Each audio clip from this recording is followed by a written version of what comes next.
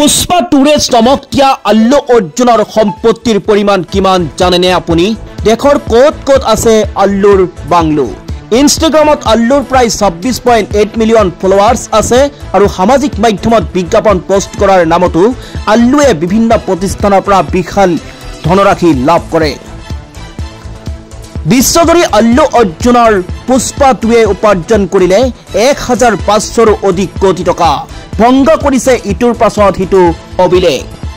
Pushpa two চিনেমাখনৰ বাবে আল্লুৱে প্ৰায় 300 কোটি টকাৰ পাৰিশ্ৰমিক লৈছে বুলি ধাৰণা কৰা হৈছে।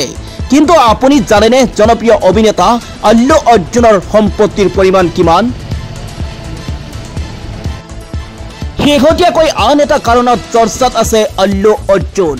পুষ্পা টু ছবিখন চলি থকাৰ মাজতে এটা গোচৰত আল্লু অৰ্জুনক গ্ৰেপ্তাৰ হৈ কাৰাবন্দী হোৱা বিষয়টোৱে দেশজুৰি লাভ কৰিছিল চৰ্চা।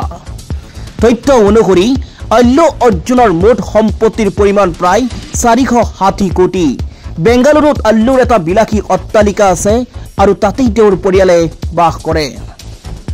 হায়দৰাবাদৰ জুবলি হিলছতো তেওঁৰ এটা বাংলো আছে। এই বাংলোটোৰ মূল্য কোটি টকাৰো ওপৰত।